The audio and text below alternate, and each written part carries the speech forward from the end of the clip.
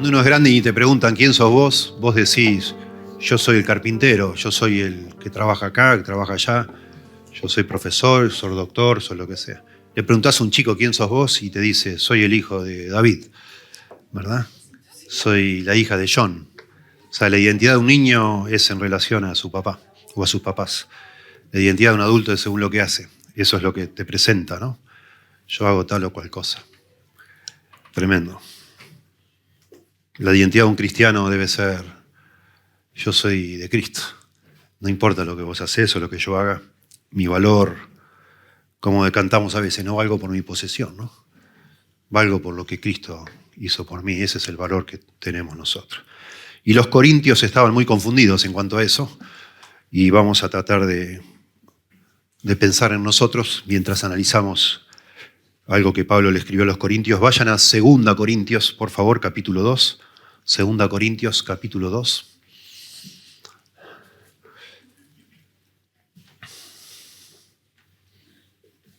Verso 14. 2 Corintios 2:14.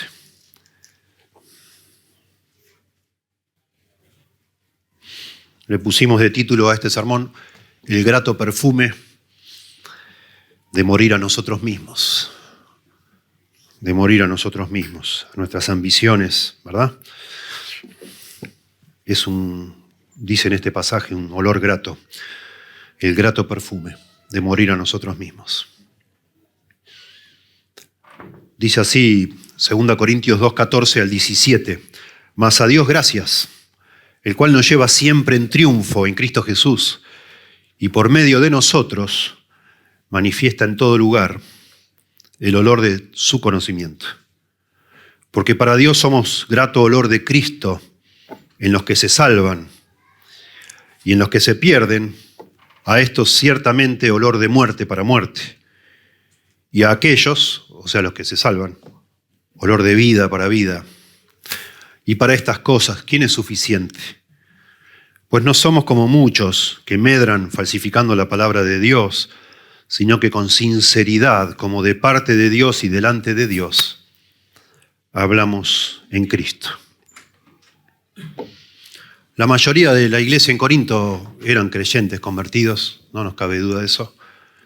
Dios lo usó a Pablo, Dios le pidió a Pablo que se quede en Corinto porque tenía muchos escogidos allí, y asumimos que leyendo las cartas 1 y 2 Corintios nos damos cuenta que hay gente no convertida dentro de la congregación, pero asumimos que la mayoría eran convertidos. Pero eso no quita que caminaban como Dios quiere, ¿no? La ciudad de Corinto es una ciudad muy especial. Según los historiadores dicen, era la ciudad ideal para hacerse un nombre, para ser alguien en la vida.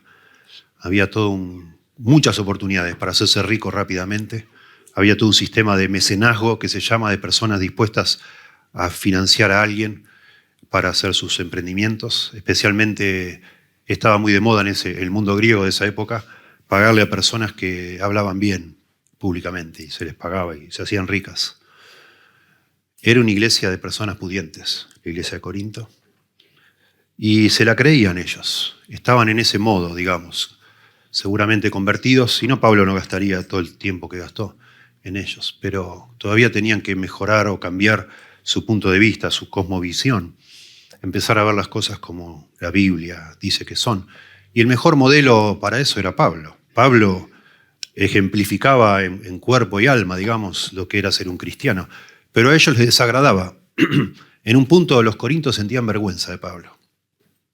No estaban orgullosos de que él sea el fundador de la iglesia. Ellos estaban, a medida que lo conocían a Pablo, estaban como un poquito desilusionados de quién era Pablo. No lo veían como un ganador en esta vida, en este mundo. Lo veían un tanto débil, inseguro, cambiante. Decía que iba a hacer una cosa, después hacía otra. Prometía que tal fecha iba a estar, no podía. Mandaba una carta y decía, no puedo, hermanos, discúlpenme. Y empezaban a ver que lo que ellos se habían imaginado de Pablo no era lo que era, digamos. Era un hombre que no parecía que tenía el Espíritu Santo, según ellos, como que estaba guiado por Dios, sino que era muy cambiante, demasiado débil, siempre con problemas, siempre con alguna dificultad, alguna excusa, según ellos, ¿no? y entonces lo juzgaban. Y Pablo escribe esta segunda carta de Corinto, que es la más personal de todas las cartas de Pablo, no tanto para defenderse, aunque sí se defiende, sino usando su propia vida como una oportunidad para enseñarles a ellos cómo ellos deberían pensar en cuanto a las cosas de Dios. ¿Sí? Vieron ustedes que, no sé cómo es el caso de ustedes, yo, pienso mucho en mí y en mi lucha con mi propio orgullo. Cuanto más cosas logro en este mundo, humanamente, ¿no? Más me agrando, ¿no? Digamos, me la creo. Cuanto más cosas haces, qué sé yo, te comparas con otro, no sé, y te agrandás, te inflás un poquito. Te sentís un campeón, un crack, ¿no? Un hombre secular, muy conocido en el mundo de la administración, podría ser el gurú, el padre de la administración moderna. Bueno, no me quiero ir por las ramas, entre paréntesis, toda la administración como una administración de empresas, etcétera, como un objeto de enseñanza en las universidades, surgió entre la Primera y Segunda Guerra Mundial. Y este hombre es el gran escritor de la administración, se llama Peter Drucker. Peter Drucker dice, nada es menos productivo que hacer de manera más eficiente lo que nunca se debió hacer, ¿no? Vos te sentís un campeón porque decís, mira lo que hice, mira lo que hice. Y la pregunta es, ¿quién te pidió que hagas eso, no? ¿Para quién le importa? ¿A quién me importa a mí? Se te va la vida haciendo un montón de cosas, planificando, y si sos medio pilas, logrando hacer lo que planificaste, y llegás al final de tu vida y te preguntás, ¿y para qué hice todo eso, no? ¿Qué importancia tiene?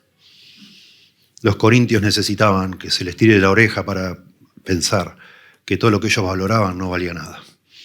Y lo que ellos despreciaban lo valía todo, digamos, ¿no?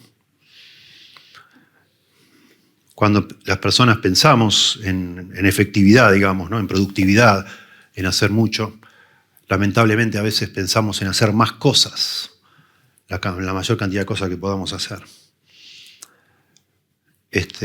La mayor cantidad de cosas en el menor tiempo posible, eso es la definición de productividad o de efectividad, ¿no? Bueno, eso está bien, la eficiencia depende, según para qué la usemos. De pronto está bueno, vale la pena, pero que seamos eficientes no quiere decir que seamos o estemos haciendo las cosas correctas, ¿no? Podemos estar haciendo todo equivocado. Decía un escritor también, experto en esto, que murió ya, dice, muchas personas pasan la vida rompiéndose el alma para subir la escalera, ¿no? De la vida, y cuando llegan arriba de todo se dan cuenta que apoyaron la escalera en la pared equivocada. ¿Y para qué hiciste todo eso? Te equivocaste de pared. Toda la vida rompiéndote el alma y no hiciste nada. No llegaste a ningún lado, ¿no? No se trata de hacer más cosas, sino de hacer las cosas correctas, ¿no? No más cosas, sino las cosas más importantes. Y la verdad es que cuando nosotros venimos a Cristo, se nos cambia todo. Y una de las cosas que debería cambiar es nuestra manera de ver la vida. A eso le llamamos cosmovisión, la visión nuestra del mundo. Tenemos que cambiar la forma de ver la vida, porque ahora nos damos cuenta que esta vida no es la única que hay. No se trata de quemar, digamos así, todo, porque después nos vamos a morir y ya no hay nada que hacer. No, al revés. Esta vida es una nada, comparado con la eternidad. Dios nos ha regalado la eternidad junto con Cristo y tenemos que usar esta vida de manera sabia. Porque lo que hacemos en esta vida tiene mucho que ver con lo que va a ser nuestra otra vida. Porque la Biblia habla de recompensas. Bueno, habla de recompensas eternas, ¿no? Y usar esta vida con sabiduría tiene mucho valor, mucha importancia. Y para usar esta vida de la manera apropiada tenemos que tener mucho cuidado, no solo lo que hacemos, sino por qué lo hacemos. ¿Qué es lo que hay en mi corazón? ¿Qué me motiva a hacer lo que hago? Y la clave, y lo dice allá en 1 Corintios 4, recién lo leímos, que yo en nada tengo el ser juzgado por vosotros, dice Pablo, ni por tribunal humano, ni yo mismo me juzgo a mí mismo. Porque aunque de nada tengo mala conciencia, dice Pablo, no por eso soy justificado. Pero el que juzga es el Señor, de manera que no juzguemos nada antes de tiempo, dice. Y entonces termina hablando que el Señor nos va a recompensar por la motivación de nuestro corazón. ¿Por qué hacemos lo que hacemos? Y todos nosotros, porque no es que yo sirvo a Dios, y lo tengo claro, pues soy un pastor, otros que están acá sirven a Dios, pero alguno dice, no, pero yo no sirvo a Dios. Dios no me llamó a servirle. Y eso está mal. Dios nos llamó a todos los creyentes a servirlo. Todos los creyentes servimos a Dios, si fuimos convertidos, ¿no? Dice, porque el amor de Cristo nos constriñe, acá en 2 Corintios, pensando esto, que si uno murió por todos, luego todos murieron. para que los que vivan ya no vivan para sí. Bueno, dice, y por todos murió, etc. Para que los que viven ya no vivan para sí, sino para aquel que murió y resucitó por ellos. Es decir, todos los cristianos tenemos que vivir para Cristo. Todos. Para que los que viven ya no vivan para sí, sino para aquel que murió y resucitó por ellos. Cada uno según Dios lo ha dado, ¿no? Pero en algún momento, cuando el Señor venga y cuando nosotros nos encontremos con Él, se nos va a pedir cuentas de qué hicimos con la vida. Y lo que importa allí es qué hiciste para el Señor, con un corazón genuino, con una motivación genuina de honrarlo a Él, exaltarlo a Él, y no a vos, no usar, no hacer, digamos, tu servicio a Dios como algo para elevar tu propia estima o promocionarte a vos mismo. Eso se va a quemar todo, dice la Biblia.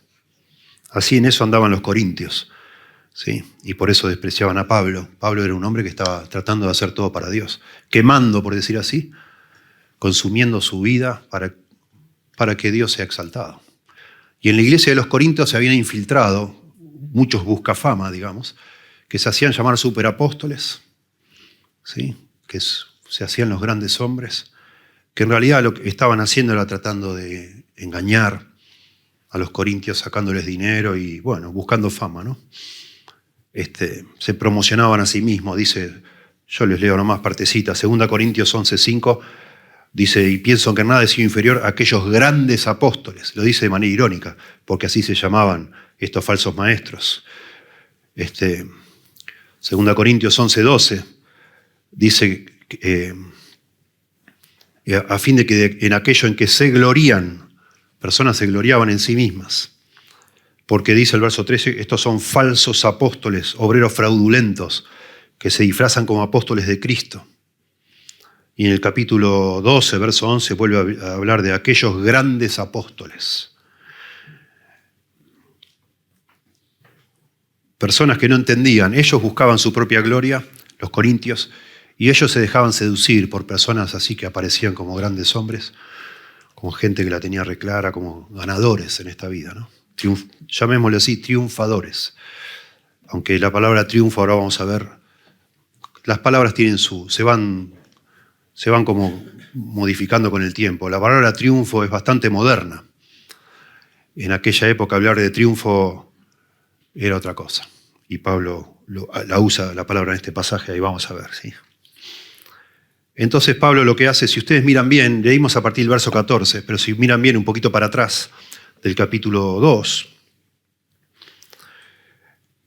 Pablo les había prometido que iba a ir a verlos a ellos, pero les explica acá que al final no va a ir nada, o que no fue nada. ¿Y por qué? Capítulo 2, verso 12, cuando llegué a Troas para predicar el Evangelio de Cristo, aunque se me abrió puerta en el Señor, no tuve reposo en mi espíritu por no haber hallado a mi hermano Tito. Así, despidiéndome de ellos, partí para Macedonia. El punto es que iba a ir a ver a los corintios después y no fue nada. Y iba a ir a predicar a Troas y no predicó nada. Y entonces le va contando Pablo, bajando la guardia, yo tenía este plan, pero hice otra cosa. Pensaba hacer esto, pero al final hice otra cosa. Y los corintios, eso les reventaba. Y entonces Pablo va a empezar, a partir del 2.14, a explicar, algunos le llaman esto la gran digresión, como que se fue por la rama, decimos nosotros. Todo el capítulo 2, 3, 4, 5, 6 y 7. Utiliza 5 capítulos, Pablo, para explicar por qué él es débil. A los ojos de ellos él es débil y que eso es una bendición. Noten, de golpe dice más, verso 14. Más a Dios gracias.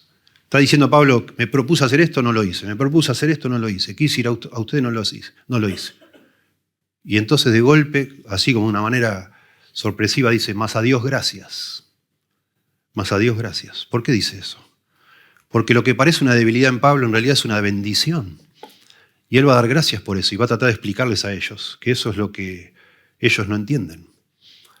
Que es una bendición cuando nosotros nos sentimos débiles, cuando reconocemos que somos débiles, cuando nos damos cuenta que no podemos manejar todas las cosas. Cuando se nos escapan, cuando vemos que nuestra vida es una vida rota, digamos, que no es un tema de ponerse las pilas, ser así como una especie de estoico, ¿no? Que se levanta aunque está muerto de sueño y no da más y va para adelante y se pone en modo insensible, digamos, y pum, pum, pum, pum. Eso no es una bendición. Es una bendición cuando nos sentimos quebrantados y tenemos que buscar a Dios todo el tiempo y a veces hasta renunciar a esos planes que teníamos para hacer los que Dios va disponiendo, ¿no? La vida que vale la pena vivirse, digo yo, es la que se vive enfocada en Dios, todo en Dios y no en nosotros mismos. Cuando nos rompemos el alma para realmente hacer lo que Dios quiere y no lo que a nosotros nos interesa. O el verdadero servicio a Dios, podríamos decir. Si vamos a servir a Dios y todos debemos hacerlo, es todo acerca de Dios, no de nosotros mismos. Eso va a explicar Pablo. No se trata de su vida, sino se trata de Dios. Vamos a ver en primer lugar el verso 14. Un verdadero servicio a Dios o una vida que vale la pena vivirse es una vida que exhibe la grandeza de Dios, no la nuestra. Dice, más a Dios gracias, el cual nos lleva siempre en triunfo en Cristo Jesús. Pablo lo que va a decir es que él va a usar mucho se llama metonimia, cuando nosotros hablamos, por ejemplo, de la corona británica. La corona británica logró esto, la corona británica hizo lo otro. La corona no hace nada. Digamos, es una corona. Se llama metonimia cuando a alguna palabra le das como un valor simbólico. Pablo lo que va a hablar todo el tiempo en esta carta es sobre su muerte, su muerte. Él vive muriendo. Y él, al hacerlo, mata su ego, mata sus ideas, sus deseos, sus fantasías, sus sueños. Él murió a todo eso. Y acá lo dice de una manera que es media tramposa en nuestro idioma y en otros idiomas también, porque dice, más a Dios gracias. Eso lo hace Pablo al principio de cada carta, no a la mitad, como está acá. Eso llama la atención y es lo que quiere hacer Pablo, como que acaba de comenzar algo nuevo. Más a Dios gracias. ¿De qué o por qué? Porque nos lleva siempre en triunfo en Cristo Jesús. Y acá va a explicar Pablo, va a empezar acá esa gran digresión, mostrando Pablo cómo él todo el tiempo muere a sí mismo. Pero lo empieza diciendo, hablando de un triunfo. Nos lleva en triunfo. Eso usa un verbo en griego que es trambauo o trambeuo. Y nosotros salimos a investigar y eso era un desfile triunfal. Llevar a alguien en triunfo era hacer un desfile triunfal. Y aquí hay una discusión ya de siglos. Algunas traducciones dicen que lo que está diciendo Pablo es que Dios lo está llevando en una procesión triunfal como el gran triunfador todo el tiempo. Pero el contexto nos muestra que Dios lo lleva a Pablo como el gran perdedor todo el tiempo, siempre dice acá. Y entonces necesitamos entender qué era esto de un desfile triunfal o un triunfo romano. Si ustedes quieren buscar en internet, pongan triunfo romano y lean. Y es muy interesante cómo eran estos desfiles triunfales. Eran acontecimientos tremendamente costosos, pomposos. De hecho, la palabra pomposo sale del desfile. Pompa es un desfile, la palabra pompa. Estos desfiles participaba toda la ciudad de Roma, se hacían cuando había una gran conquista militar. Según nos cuentan los historiadores, al menos hay registrados en la historia de Roma 350 de estos desfiles, 350 desfiles triunfales. Cada vez que un general conquistaba algún lugar, se organizaba, después de conquistarlo, ¿no? Se organizaba en algún lado como en un teatro, ¿no? A 4 kilómetros de Roma, en un lugar conocido, ahí la noche anterior ya todo el mundo se organizaba, quién iba adelante, quién iba después, y al día siguiente iban apareciendo, ¿no? A veces duraban varios días, porque había como competencia también de quién hacía el desfile mejor. Y todo el mundo se paraba en esos 4 kilómetros de los dos lados de la calle con pétalos de flores, tirando, haciendo con incienso, tratando de dar ricolor, festejando, aplaudiendo, celebrando la victoria. Y iban pasando en orden, según cada desfile se hacía distinto, cada triunfo se hacía distinto, pero en general el tema era exaltar al general que conquistó algo. En algún lado aparecía el general subido en un carro con 4 caballos, con una corona de laureles, vestido de rojo con bordes dorados, y con el resto de su ejército sin armas, iban todos caminando con túnicas, celebrando, la gente saludándolos. Había carretas llenas de todo el motín que habían conseguido. Sabemos esto porque no solo hay mucha literatura escrita, sino que hay grabados por todos lados.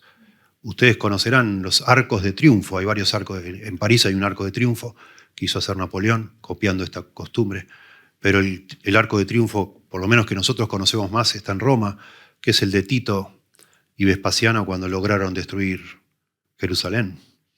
Y en todos los ribetes, digamos así, los frisos del arco, está toda la fila de todos caminando.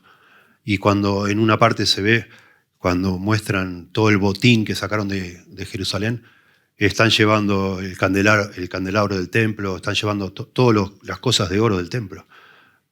Vandalizaban todo. Se hacían ricos.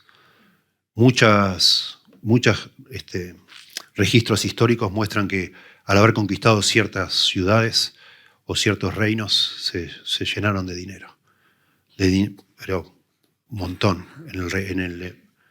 El emperador Octavio, cuando no sé qué es lo que conquistó, pero dicen que la economía cambió de Roma por todas las cosas que robaron de la ciudad conquistada. Y así estaban todas estas cosas de oro, de plata, de todo tipo de cosas de valor, llevaban en carretas, y los soldados, y bueno, el general triunfante, y atrás de todo iban los presos, o las personas que habían sido tomadas por esclavas. Y en algún lugar prominente de esa fila de esclavos iban de pronto los guerreros más fuertes, más conocidos, imagino yo, personas grandotas, humilladas. Las personas tiraban flores cuando pasaban los generales y al pasar la última parte le tiraban fruta, los escupían, los abuchaban.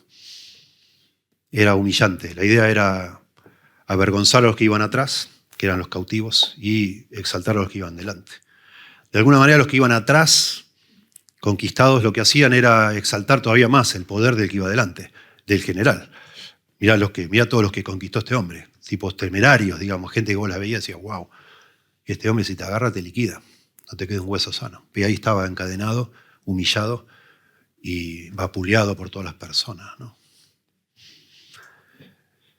La gran pregunta es que cuando Pablo dice, mas a Dios gracias, el cual nos lleva siempre en triunfo en Cristo Jesús. La gran pregunta es, ¿dónde iba Pablo? ¿Iba adelante o iba atrás? No. El que va adelante es el Señor Jesús, que conquistó a Pablo. No, Pablo iba atrás, como un esclavo, como un siervo, como le gusta llamarse a él. Y los corintios querían estar adelante, pero tenían que estar atrás también. Y ese es el punto de Pablo. Ese es el punto de Pablo. Que nuestra vida como creyentes tiene valor cuando se consume, digamos así, para exaltar a nuestro Salvador, que es el Rey, no nosotros. Nosotros no somos reyes de nada. Gracias por contestar, ¿eh? Es lindo eso.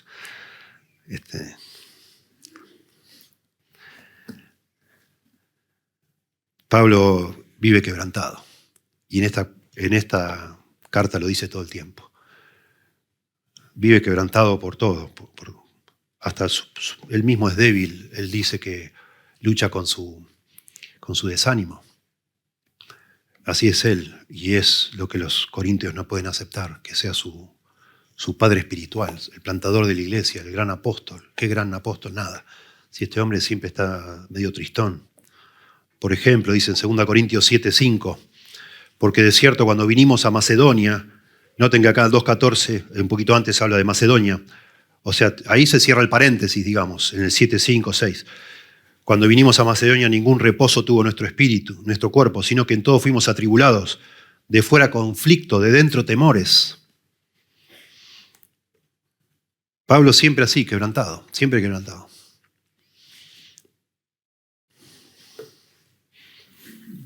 Pablo se ve a sí mismo como un siervo, un esclavo que va atrás. Y esa posición es la que le corresponde y esa posición hace que su vida de alguna manera exalte aún más al que está delante, que es el Señor. Dice en el artículo de Wikipedia, pongan triunfo romano.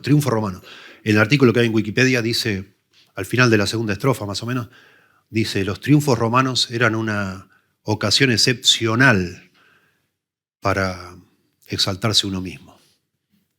O sea, para el general, ¿no? Era para hacerse un nombre, para que toda la ciudad de Roma te conociera y supiera, wow, este tipo es un maestro. Mirá la gente, mirá toda la plata que nos trajo acá. Mirá la gente que conquistó, bien tremendo. No es lo que está diciendo Pablo. No puede ser que esté hablando de ir adelante. Aparte acá lo dice, Dios nos lleva, siempre nos lleva en triunfo. Dios lo está llevando a Él en triunfo en Cristo Jesús. El triunfo es el de Cristo, no nuestro. Claro que no. Pablo fue enemigo de Cristo. Él iba en Hechos, acuérdense, capítulo 9, él iba camino a Damasco para matar cristianos. Era un enemigo del Señor. Y el Señor ahí lo conquistó, lo doblegó. Y a partir de ahí él fue un siervo de Cristo, un esclavo de Cristo. Y ya dejó Pablo de hacer lo que él quería y empezó a hacer lo que el Señor quería de él. ¿Verdad?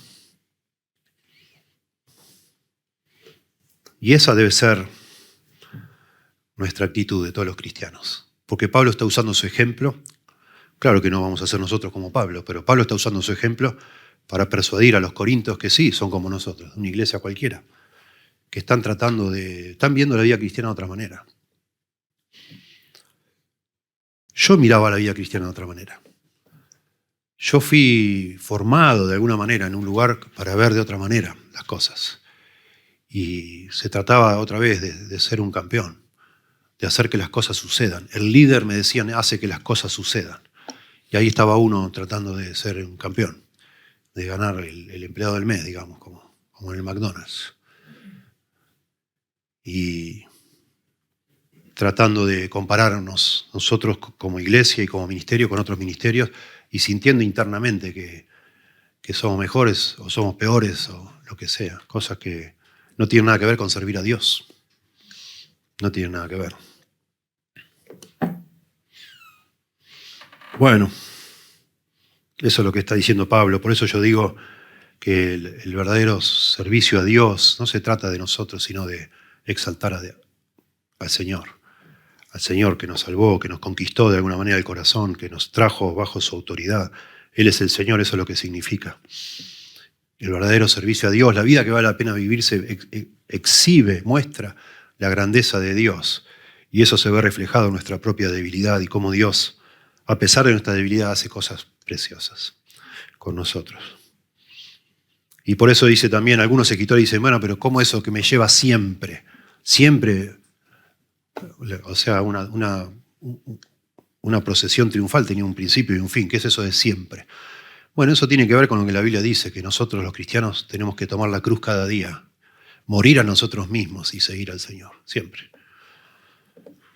Eso es lo que significa tomar la cruz, es morir a nosotros mismos. Es no tratar dice, el que quiera ganar la vida la perderá, pero el que pierda su vida por causa de mí, del Evangelio, la hallará. El que quiera ser alguien, el que quiera, no sé, utilizar, por decir así, la Biblia, la iglesia, la religión cristiana para ser alguien, la va a perder. Pero el que muera a esos deseos por amor a mí, va a ganar. Va a ganar, la gracia, el reconocimiento de Dios mismo, ¿no? No de las personas.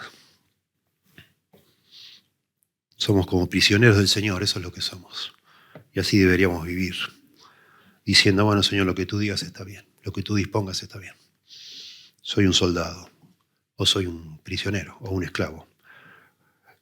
Yo no soy el que manda acá. Y eso es lo que Pablo usa este verbo triambeuo 2 veces nomás. Acá, cuando dice nos lleva en triunfo, y en Colosenses 2:15, que sería lindo que lo vean, solo lo tengo acá escrito, pero sería lindo que lo vean, Colosenses 2:15. Dice, y despojando a los principados y a las potestades.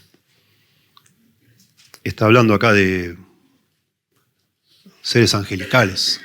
Son escalafones de los seres angelicales, ¿no? Los principados y las potestades. Despojándolos a ellos, los exhibió públicamente. Está hablando de demonios, ¿no?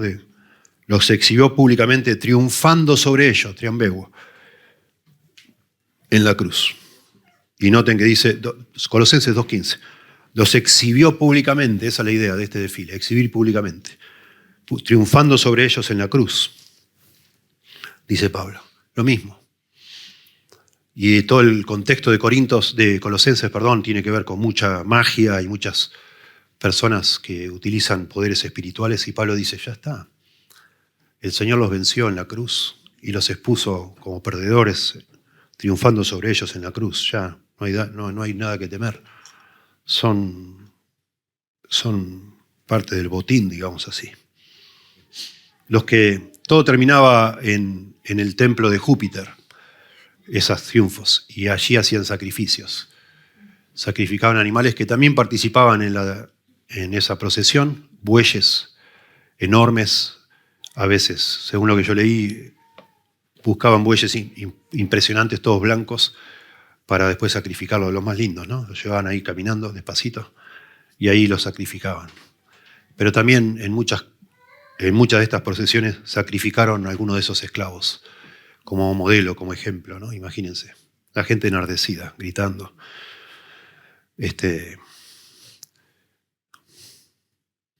Imagínense ustedes, ¿no?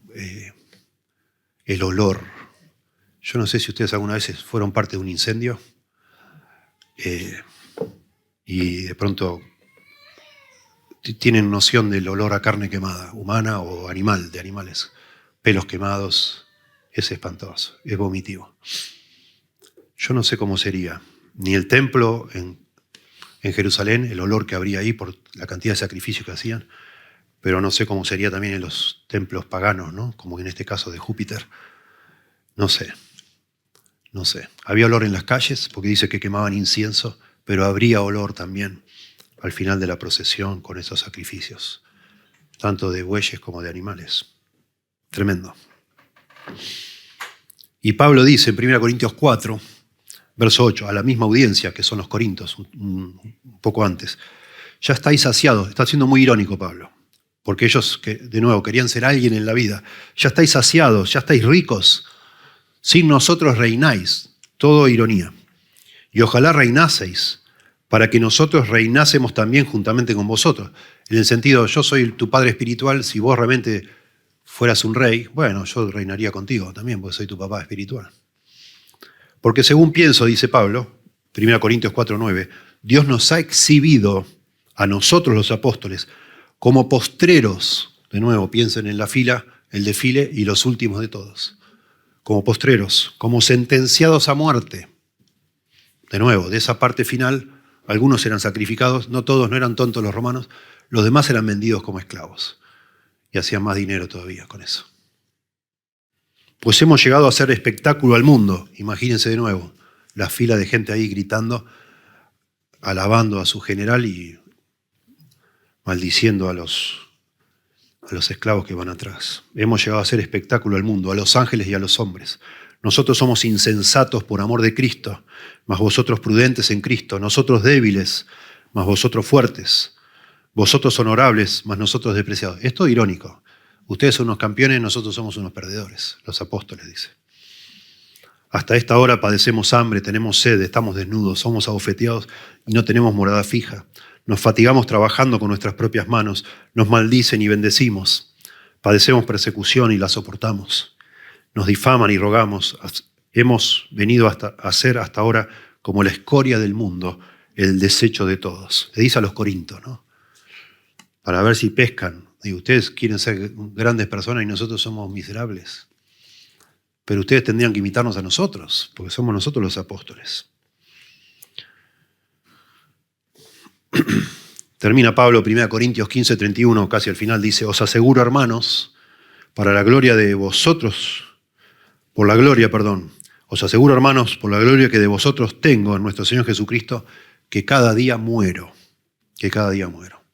Cada día tomo mi cruz y muero a mí mismo.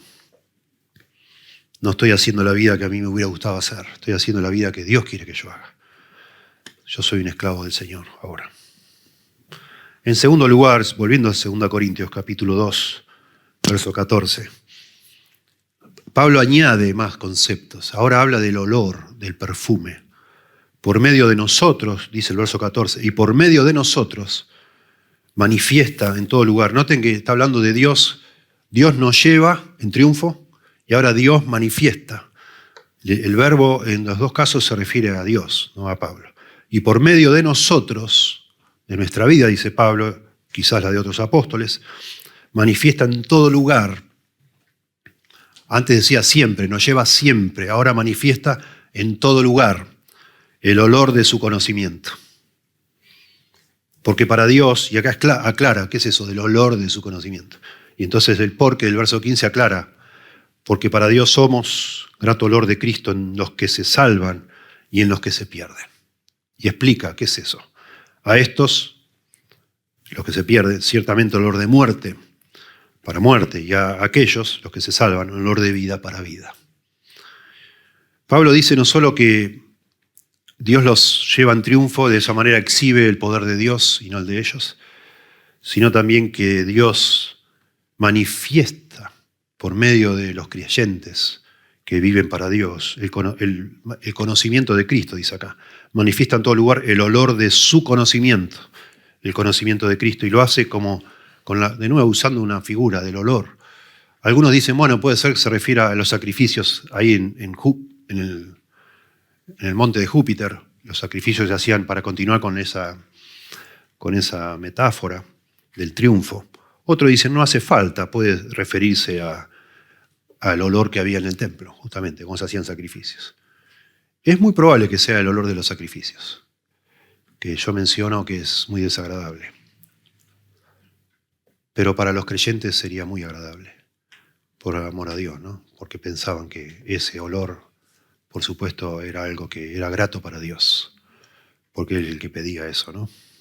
La palabra olor es osme en el griego, que se puede referir tanto a una fragancia muy agradable, como se menciona en Juan 12, al perfume de esta mujer de nardo puro, o puede ser un olor muy desagradable, como el olor a pescado. Se usa esta palabra en un libro apócrifo que se llama Tobías y habla del olor a pescado desagradable, y usa osme también. En el Antiguo Testamento, esta palabra, aroma, olor, se refería a los sacrificios, ¿no? Que agradan a Dios. Y acá dice que esta fragancia, este olor, que no sé si ustedes se han puesto a pensar, nosotros por medio del olor recordamos muchas cosas, más que por medio de los sonidos quizás, o de lo que vimos. El olor es tremendo, como nos acuerda cosas, ¿no? Tremendo, el olor a lluvia, a la tierra mojada, etcétera, ¿no? Cosas que te traen a la... O sea, el olor manifiesta de alguna manera ciertas cosas. Es muy penetrante. Acá dice que este olor que llevamos los creyentes, para los otros creyentes es precioso. Para los que son salvos, ¿no? Para los que se pierden, no. Para los que son salvos, ese olor que nosotros no lo percibimos, pero lo tenemos, digamos, no usando la metáfora de Pablo, viviendo así como vivimos una vida de muerte, de sacrificio, de rendición a nuestro Señor. Eso es un olor agradable a otros. Otro creyente ve cómo vos has muerto a tu propia vida y se emociona. Dice, qué maravilla, mirá a esta persona, ¿no? Qué lindo. Mirá lo que hicieron estos misioneros en Ecuador, qué bárbaro. Me inspira, me llena el corazón, me explota el corazón viendo a esta persona. Mirá lo que está haciendo a pesar de todos los problemas que tiene. Mirá cómo se sacrifica que antes era, no sé, era un vago, mirá ahora que se convirtió como trabaja. Y nos emociona a todos. Porque sabemos que detrás de eso está el Señor. La persona que quiere agradar a Dios, y a los creyentes eso nos toca el corazón. Lo vemos y nos toca el corazón. Pero un no creyente te mira y dice, qué desperdicio tu vida. A mí me han dicho mis familiares, qué desperdicio tu vida. Podrías haber ido a la universidad, podrías ser doctor, con tanta inteligencia Dios te dio, podrías hacer esto, haber hecho lo otro, y estás ahí metido en una iglesita, en un pueblito que nadie conoce. Qué lástima, olor de muerte, olor de muerte. Y lo que sea que piensen de vos, ¿no? Porque pueden pensar lo mismo. Los no creyentes de tu familia, les da lástima. Le da lástima. A mi mamá le daba lástima que yo no iba a bailar después que me convertí. Y me decía, no tomás alcohol, pero me da miedo, me dice. Algún día cuando seas grande, capaz que vas a querer hacer todo lo que no hiciste ahora. Le digo, no, mamá, tranquila. No puedo creer. Conocí un hombre de Santiago del Estero, que Después que se convirtió empezó a ir a la cárcel a llevar con su dinero, compraba comida y llevaba a los presos comida. Los sábados y los domingos. Y la mamá le decía, che, los sábados no te emborrachás más. Y le empezó a decir la mamá, te prefería antes cuando te veía borracho, ahora que vas a la prisión ahí a hablar con esa gente. Y la mamá se quejaba con su hijo de que ya no se emborrachaba más. Tremendo, olor de muerte para muerte. Eso es lo que está diciendo Pablo. ¿Sí? Nuestra vida comunica. Y Pablo pretendía que su vida frente a los corintios fuera un ejemplo, que estuvieran orgullosos. Mirá este hombre, nuestro pastor, nuestro fundador, el apóstol Pablo. Tremendo este hombre. Lo castigan en todos lados, le dan palizas, como después se explica, ¿no? 2 Corintios 11. Este hombre es Terminator. Todo por el Señor. Y no, les da vergüenza. Dice, qué barbaridad este tipo. Trabaja con sus manos, lo cual era para cierta clase social era una vergüenza. Este hombre fabrica tiendas. ¡Qué vergüenza! Y Pablo dice, no, vergüenza no, lo hago por el Señor.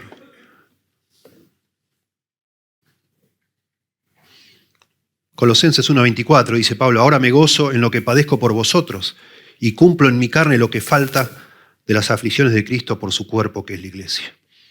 Se vivía rompiendo el alma Pablo, por el Señor. El punto acá es que un verdadero servicio a Dios no solo manifiesta, o no solo mencionamos antes, no solo exhibe la grandeza de Dios, que debe ser honrado, sino también manifiesta el conocimiento de Cristo, dice acá. Porque para Dios somos grato olor de Cristo en los que se salvan. Y antes dice, manifiesta en todo lugar el olor de su conocimiento, el conocimiento de Cristo. Esa es una vida que vale la pena vivirse. Esa es una vida, un servicio genuino a Dios. Manifiesta el conocimiento de Cristo. Precioso. Produce un impacto. Inspira a otros creyentes. Dios quiera que tu vida sea así, y la mía también. Que cuando otro cristiano nos mire diga, qué bendición este hombre o esta mujer, qué lindo. Qué maravilla como Dios lo cambió. Y bueno, si a un no creyente le fastidia tu vida, no te preocupes. Debe ser así. Pablo dice a los corintios, a los filipenses que estaban siendo perseguidos y en nada intimidados por los que se oponen, que para ellos ciertamente es indicio de perdición, más para vosotros de salvación. Que te empiecen a comer la cabeza, digamos así, gente que te apreciaba mucho porque ahora sos creyente, es un indicio de que vos sos un creyente. Y ya tu vida no encaja con el estándar que ellos tenían o que pensaban. Sí. Porque a vosotros, sigue Pablo, os es concedido a causa de Cristo, no solo que creáis en Él, sino también que padezcáis por Él, teniendo el mismo conflicto que habéis visto en mí y ahora hoy oís que hay en mí. Pablo vivía en conflicto, escribe esto desde la prisión, vivía conflicto tras conflicto, problema tras problema. Y en tercer lugar, agrega Pablo acá, es muy interesante esto también, y todo tiene que ver con lo que estaba pasándole a los corintios. Estas son cartas de ocasión, o sea, Pablo escribe según lo que está pasando para tratar de ayudarles con eso. Y acá estaban infestados esta iglesia con falsos maestros que se hacían los grandes tipos, ¿no? Y no lo eran.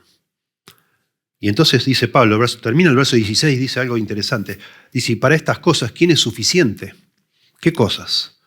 Estas de exaltar de alguna manera el poder de Dios y llevar por todos lados el conocimiento de Cristo. ¿Quién es suficiente para hacer eso? Y la respuesta es nadie.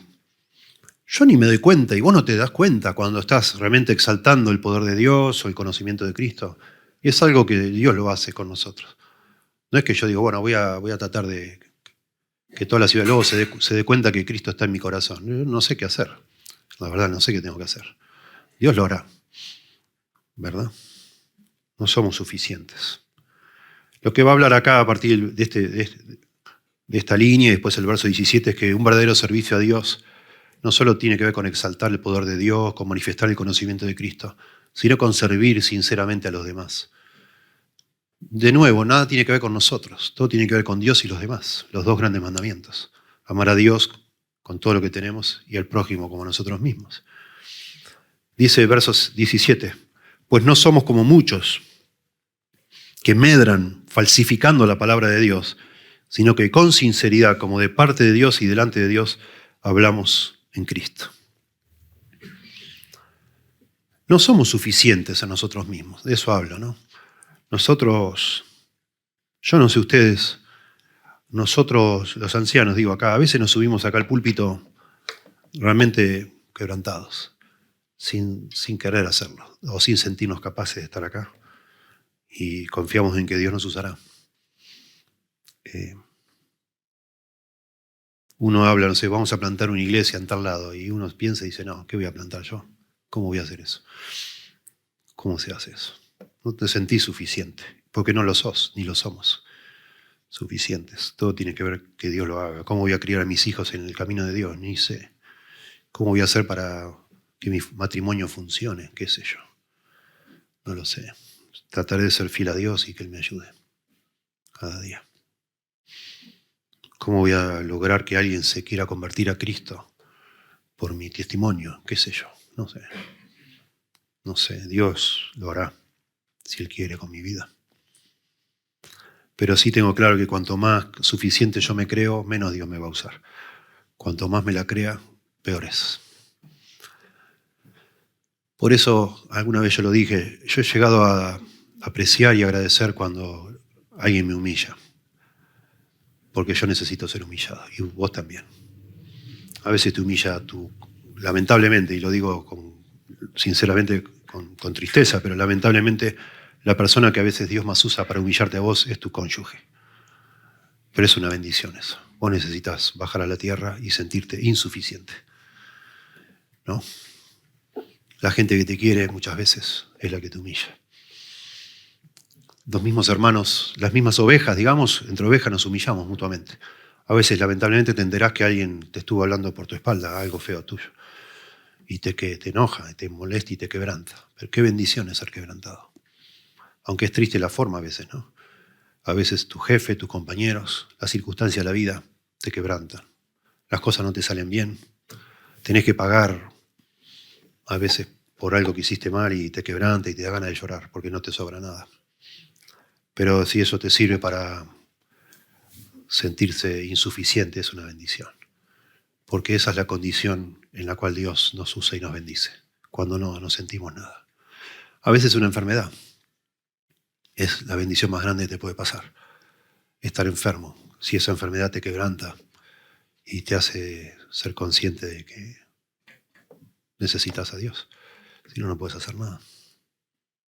Por eso también en este mismo libro, al final Pablo habla de que Dios le dio un aguijón en la carne, para que no se exaltase sobremanera, porque el poder de Dios se perfecciona en nuestra debilidad. Claro que sí. Dios usa, Dios sabe. Dios usa distintas formas, ¿no? Para bajarnos del copete y usarnos como Él quiere. En el capítulo siguiente, capítulo 3, versos 5 y 6, Pablo contesta esta pregunta. Para estas cosas, ¿quién es suficiente? Y Pablo contesta en el capítulo 3, verso 5, no que seamos suficientes de nosotros mismos, etcétera, ¿no? Y después dice, sino que nuestra suficiencia es de Dios, el cual nos hizo ministros suficientes, etcétera. Si somos suficientes para algo, si somos capaces de algo, esa es la idea, es porque Dios nos está usando o lo está haciendo. Porque Pablo termina entre medio, está explicando el nuevo pacto, que el nuevo pacto cambia los corazones de las personas, les da una nueva vida. Y eso, ¿quién es suficiente para dar nueva vida a otra persona? Nadie. Son cosas de Dios. Y eso los hace Dios suficientes. Y entonces Pablo acá empieza y después cada vez va a incrementar más. Capítulo 10, 11 y 12 se pone con los tapones de punta, como decimos, contra los falsos maestros, estos grandes apóstoles, superapóstoles, etc.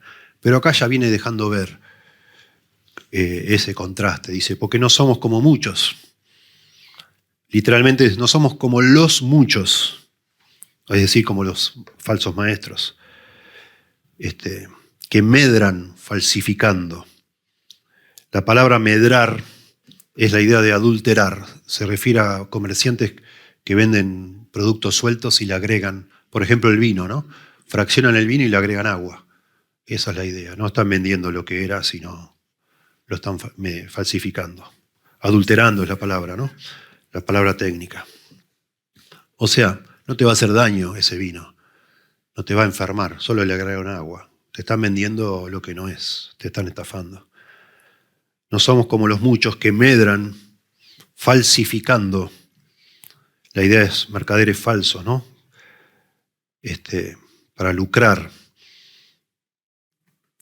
para, de nuevo, enriquecerse. Personas que medran la palabra de Dios, personas que estamos preocupadas por ser conocidos, por hacer nuestro reino, por sacarnos, digamos así, salirnos con la nuestra, aprovechar de pronto una congregación, manipular, etcétera. No tienen ningún problema en falsificar la palabra de Dios. Ese es el punto.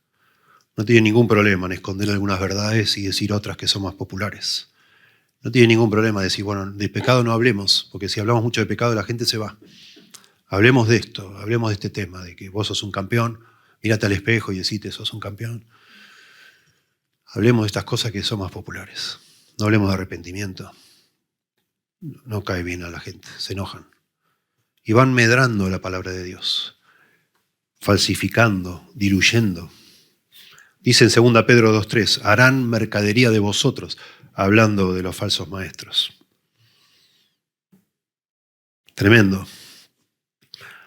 De nuevo, una vida malgastada, una vida perdida. Una persona que hace eso pasa toda la vida juntando gente, solo mintiendo, engañando, escondiendo, adulterando la palabra de Dios. Llega al fin de su vida y ni lo piensa quizá, pero no hizo nada.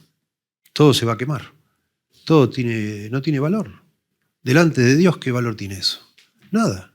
Sí, al contrario, estuvo compitiendo con Dios toda la vida. Cero temor de Dios, nada. Imagínense. Dice Pablo en 2 Corintios 1:12, porque nuestra gloria es esta, el testimonio de nuestra conciencia, que con sencillez y sinceridad de Dios, no con sabiduría humana, sino con la gracia de Dios, nos hemos conducido en el mundo y mucho más con vosotros. Ese es el punto acá, la sinceridad, la genuinidad de lo que haces. Lo haces porque realmente querés bendecir a otro y no para sacar provecho. Dice antes con sinceridad, como de parte de Dios y delante de Dios. O sea, la sinceridad de corazón la conseguimos nosotros cuando realmente hacemos todo lo que hacemos genuinamente para agradar a Dios. Y decimos lo que decimos como de parte de Dios y hacemos lo que hacemos conscientes de que estamos delante de Dios para que Él sea agradado. No para ganar un premio, no para ser reconocido acá como el que más limpia la iglesia, por decir, ¿no? Lo hacemos de corazón porque queremos agradar a Dios, como de parte de Dios y delante de Dios, en Cristo, dice. Qué tremendo es pensar en nuestras motivaciones, en nuestro corazón. Es tremendo y muy necesario. ¿Por qué hacemos lo que hacemos? Sí.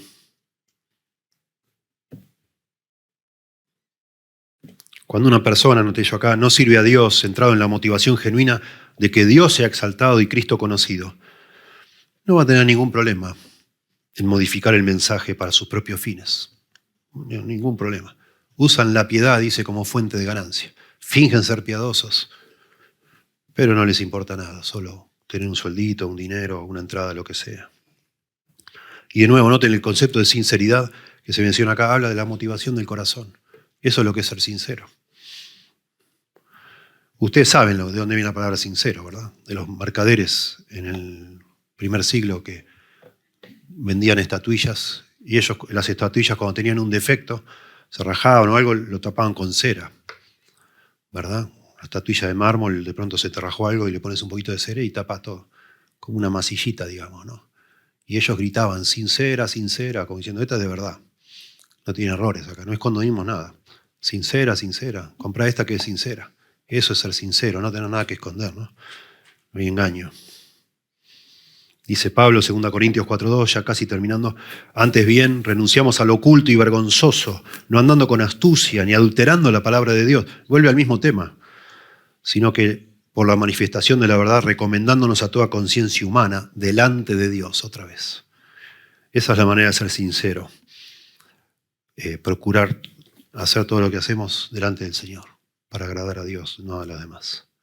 Entonces un verdadero servicio a Dios o una vida que vale la pena vivirse exhibe la grandeza de Dios, manifiesta el conocimiento de Dios y sirve sinceramente a otros, no para hacerse ver, no para ganar un premio, sino para agradar a Dios de corazón. Y eso nos ayuda mucho a no exaltarnos. Como dice allá en Lucas, cuando hacemos algo que realmente valió la pena hacerse, decimos, siervos inútiles somos. Lo que debíamos hacer hicimos. Porque lo hicimos para Dios, no para nosotros. Dice Marcos 8:35, porque todo el que quiera salvar su vida la perderá. Y todo el que pierda su vida por causa de mí y del Evangelio la salvará. Precioso. Así es. Déjeme mencionar 5 implicaciones, solo las menciono. En primer lugar, el tema del sufrimiento. Pense que el sufrimiento puede ser un vehículo para magnificar a Dios y hacer conocer el verdadero Evangelio. Ninguno de nosotros quiere el sufrimiento. Pero de pronto es lo que Dios elija para vos y para mí, para de esa manera que se vea el poder de Dios, ¿no? Y el conocimiento de Cristo. El verdadero ministerio, en segundo lugar, no es acerca de nosotros, de tener éxito. Tener éxito no es lograr lo que nos hemos propuesto, sino engrandecer a Dios. Y no lo sabemos cómo hacer eso demasiado. Él sabe cómo hacerlo en nuestras vidas.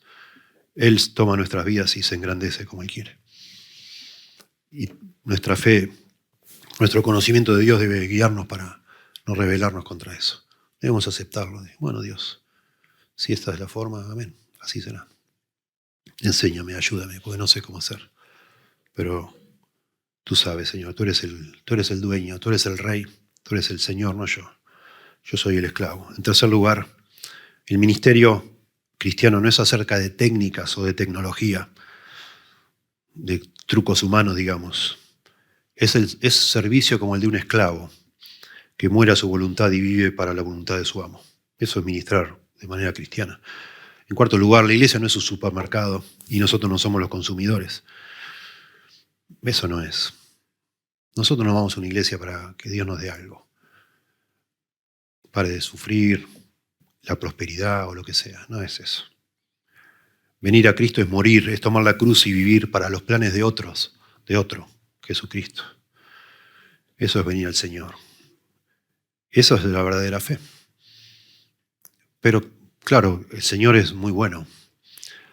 Dice el Señor, allá en Mateo, dice que aprended de mí que soy manso y humilde y llevad mi yugo. Mi yugo es fácil y ligera mi carga. O sea, el yugo, ponernos un yugo es lo que usan para poner a 2 animales en una carreta. Es como tener dominio sobre esos animales, ¿no? Control. Después les ponen el yugo y los llevan a donde quieren. El Señor está diciendo, venid a mí todos los que estáis trabajados y cansados, que yo os haré descansar. Y dice, llevad mi yugo, que es fácil, es liviano es la idea, y ligera mi carga. O sea, yo para ser un seguidor de Cristo me tengo que venir y poner bajo la autoridad del Señor Jesús. Él es el Rey. Pero dice Él, nos promete el que llevar su yugo, ser su esclavo, es lo más lindo que nos puede pasar.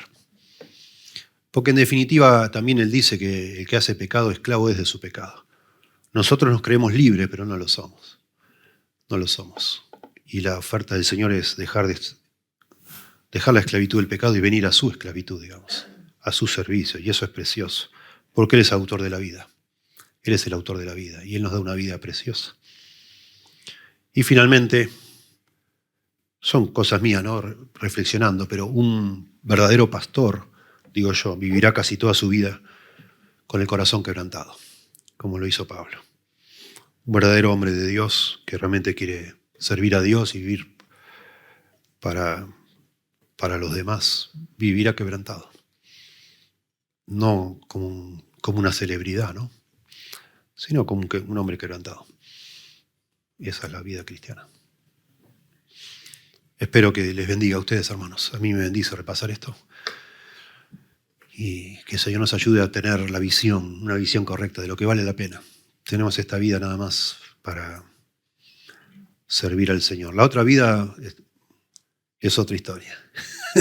Pero tenemos esta para luchar contra el pecado, sinceramente, tratar de ser puros en nuestro corazón, genuinamente tratar de hacer una diferencia para el reino de Dios. Muchas de ustedes, mamás y papás también, lo que Dios ha puesto en la mano de ustedes, lo más precioso son sus hijos. Sirvan a sus hijos para la gloria de Dios, en el sentido de sean los padres que Dios quiere que sean. No se desentiendan. de manera apática, de manera pecaminosa por el egoísmo tuyo o mío.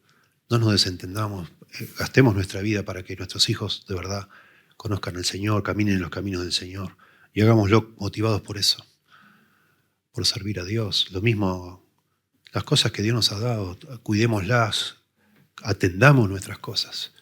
Esos dan testimonio de nosotros, eso es parte del olor que damos para que otros vean el conocimiento de Cristo en nuestra vida. Trabaja duro, es el mejor empleado que puedas ser en donde estás. No para glorificarte vos, para mostrar a Cristo. Cristo es el que hace eso. Cristo es el que ha hecho que vos seas honesto, más que tus compañeros. No te jactes de eso, pero hacelo, sé honesto, ¿verdad? Llegá temprano, esforzate, rompete el alma, todo, y ofrecéselo todo a Dios como un esclavo del Señor, porque nuestra vida es para Dios, ¿verdad?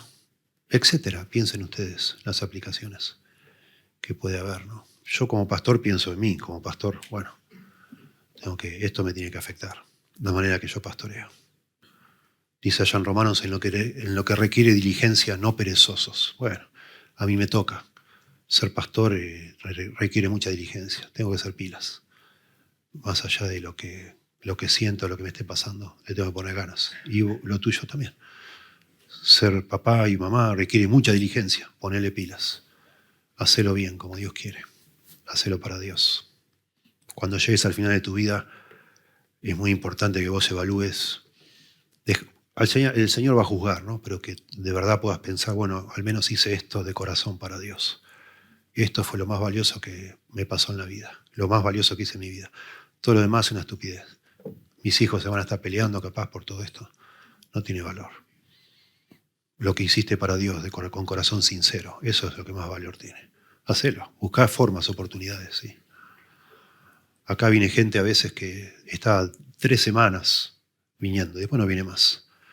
Y nadie se le acercó capaz a ofrecerle, encontrarse, aclarar, enseñar algo, darle el ABC de la fe. Acércate, conectate. Es muy lindo venir a la iglesia y juntarnos con amigos, porque somos muy amigos todos, somos como una familia, y usar el tiempo para ponernos al día y ser cariñosos unos con otros. Pero acá también entra gente que solo va a estar un tiempito con nosotros y después no va a venir más. Y eso es servir a Dios. Decir, bueno, me encantaría conversar con mis amigotes, pero me voy a acercar mejor a esta persona y a lo mejor necesita algo. Me siento acá y se me va a lo mejor el post-servicio, solo tratando de entender y de ser de bendición para otro y ofrecerle mi ayuda para dar los primeros pasos. Bueno, hacelo. De corazón para el Señor. ¿Sí? Te damos gracias, Señor. Te damos gracias por tu palabra. Te pedimos que toque nuestro corazón, Señor. No, yo no sé, Señor. No sé si pude explicar todo como debe ser explicado y con la pasión que debe ser, pero yo tampoco me siento suficiente, Señor. Pero te pido, Dios, que tu palabra de alguna manera haga una revolución en nuestra mente, en nuestro corazón, para que seamos cada vez más sinceros, que nuestra fe sea cada vez más pura, más sincera para servirte a ti, Señor. Que nos ayudes a pensar qué significa seguirte a ti, Señor. Y cómo nuestro ego interfiere tanto en esa sincera fidelidad a Cristo. Ayúdanos a morir cada día, Señor, a nuestros planes, nuestros deseos y sueños, y vivir los tuyos, Señor. Confiando que tú eres bueno y que tú le das valor a todo, valor eterno a todo lo que hacemos. Si estás tú presente, Señor, en lo que hacemos, eso vale mucho, demasiado, más que nada. Ayúdanos a que seas realmente la parte central de nuestra vida que vivimos aquí en esta tierra, Dios. Para hacer conocer tu poder, tu nombre, tu reino, tu reinado, Señor, como el Rey victorioso. Para hacer conocer el conocimiento de Cristo y para servir a otros con toda sinceridad, Señor. Haciéndolo de parte tuya y delante tuyo, Señor, con sinceridad de corazón. Te lo rogamos en el nombre de Jesús. Amén.